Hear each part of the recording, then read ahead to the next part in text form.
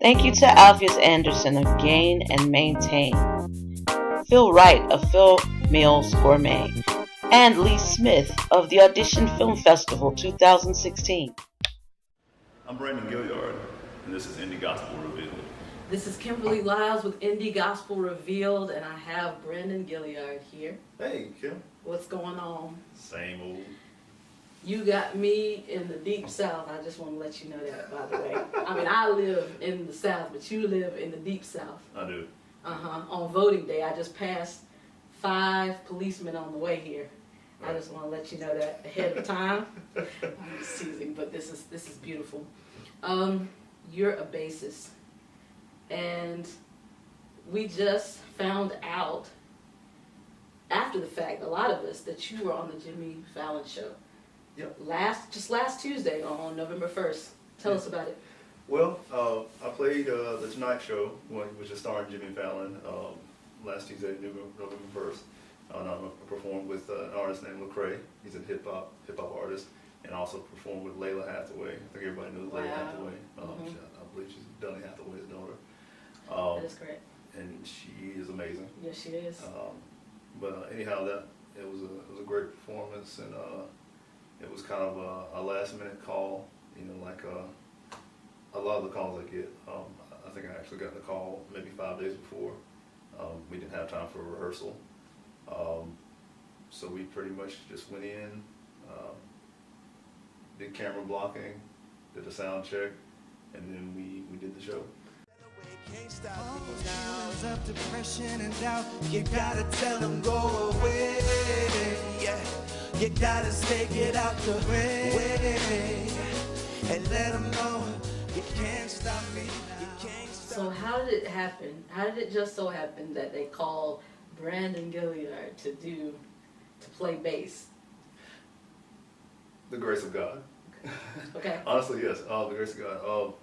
But also, you know, I've been doing music for quite a few years now, and you know, everybody knows that you know your brand is what what you're selling as a musician, and my brand is. Well, I like to think my brand is just the most responsible bass player that your money can buy. I'm going to get into that too, because we're going to talk about your mentality towards business, that it's not just music, you are your brand. Right. But I also wanted to say, I said, how is it that they called Brandon? Not to say that you're not the most amazing bass player, because, geez, let me just say that you are. You're well known around this area. They know to call you. I just wanted to know how they called. What were your connections? Oh, what was the actual the events of the day? And them calling you in New York. Oh, okay. Well, they needed a bass player, and the drummer. It was actually his responsibility to hire a bass player, and he told me himself that he knew that they probably weren't going to be able to have a rehearsal, and he kind of did some thinking and trying to figure out, well, who can do it. I spoke my mind, I got attacked for it. Thought these people had my back, boy. Now they telling me I asked for it. I guess I'm just another black boy. And then they kill Tamir Rice, and they just go on with their life. So now we'll go into that, because you said earlier, I asked you, what did you want everyone to know about you? And then you were talking about, well, I'll let you answer. Okay. What do I want people to know about me? I want people to know I'm a nice guy. I try to be a nice guy. What I do as far as music is, yes, I'm a musician. Yes, I play those 4 strings there. But there's more to music than just the performance. There's a lot of things that come before. You know, every night that I'm performing, you know, I might maybe spend 90 minutes on a stage, if that. But before that, you know, there's the process of you have to book the gig, you have to get to the gig, you have to know your music when you get to the gig, and then after you get paid, you know, you have something called taxes. You know, that's a lot of different stuff. So I spend most of my time being some sort of business person. Yes, I play music, but my real job is music business. Does that make sense? Mm-hmm. So I think that's an overlooked part of music. People concentrate on the chops and the playing, which is very important, but don't spend enough time figuring out putting together a budget, putting together. Hey, there's my cat. Putting together a bottom line. You have to set what your rate's going to be. If somebody calls and asks you, what's your rate for something, you have to know what that is. You have to, just all the business stuff. There's a lot of stuff. I could keep going about it all day, but there's a lot of business involved in music that too often gets overlooked. Tell us how we can make sure that we're getting paid, and if we're booked to do a gig, or how do we make sure that we're not getting shortcut? Well, there's an easy way. The union, join your local musicians union. Whenever something like a TV show, things like that are, it's booked through the union. So I forget the number of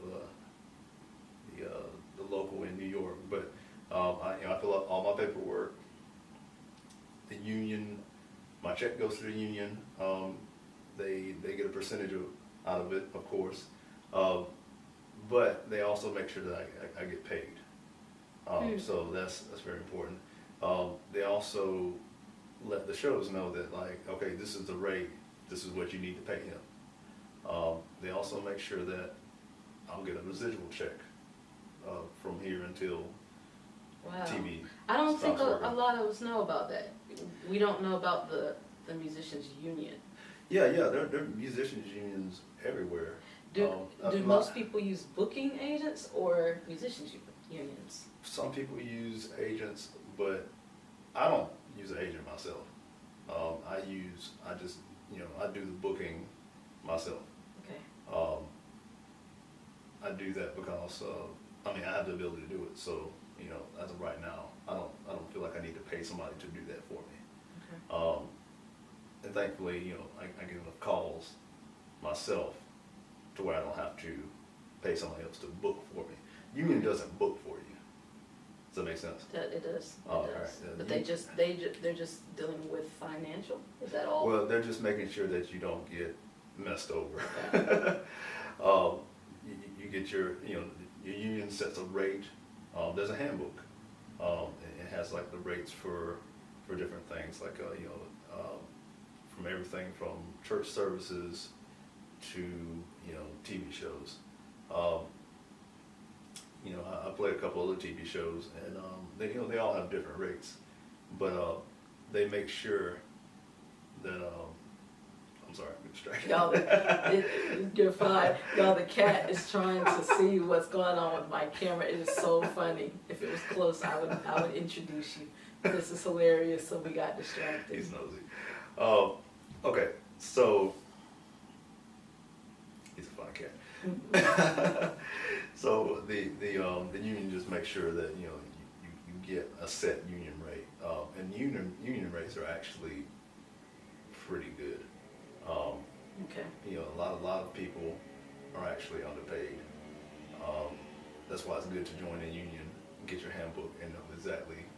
And how do we find out how to join the union?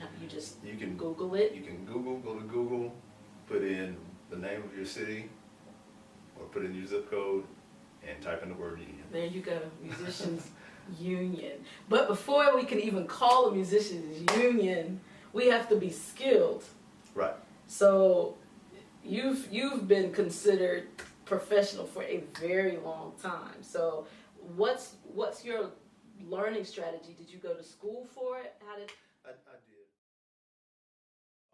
So I started playing bass. Well, all right, let me start back at day one. My daddy bought me my first guitar when I was 3. 3. Yeah, 3 years old. I had no idea how to play it. I would stand on, he plays guitar. I would stand beside him in church, and I thought I was playing, but I wasn't.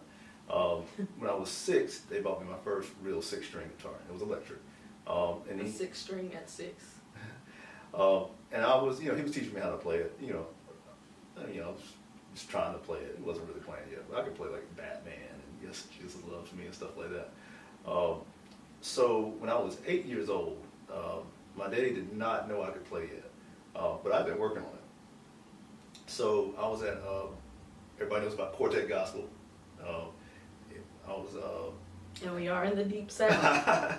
my daddy was in a Quartet Gospel band, and one night the bass player just quit in the middle of rehearsal. And I said, Daddy, I think I can play the songs. And how old was this? I was 8. 8. And he said, okay, well, let's see if we can, let you just play, play for the rest of the rehearsal. And that was my chance. I had been listening to all those songs, and I knew the song. So I played the rest of the rehearsal, and he was like, oh, I didn't know you could play like that. And so that's how I became the bass player for the gospel group. Wow. And then, a couple weeks later, my daddy bought me my first real bass, a 4-string bass. And then a couple weeks after that, I started playing bass at church. Just kept playing, and then I decided somewhere around the 11th grade year that I wanted to do music professionally. So I just, I wanted to go to a music program. So I started working on my sight reading and things like that. And So you read. It was only by ear when you were in. Yeah, early on it was only by ear. Yeah. So I graduated from a 4-year music program. I have a bachelor's degree in music. So that requires a lot of sight reading, which I still do a lot of that. If there's a lot of music that I have to learn very quickly, I'll just write everything out note for note and then just read it off. That way, it takes all the guesswork out of like, oh, I hope I'm going to the right place, and I hope I don't mess up. I can just read it off and play it consistently every time, and it doesn't, that's a lot of the calls that I do get is because people need somebody to know a lot of music very quickly. So people have learned over the years that, like, okay, if you need a ton of music performed, but you don't have a lot of time to rehearse with a band, call me. That's I think that is part of my brand. Because you learned that at school. Yes. And it's part of your brand. Yes. Okay. Now you're learning not only to read music, but I hear it was kind of transcribing type things. Is that what the strategy is? So as a music major, you learn music history, you learn music theory. You take 4 years of music theory.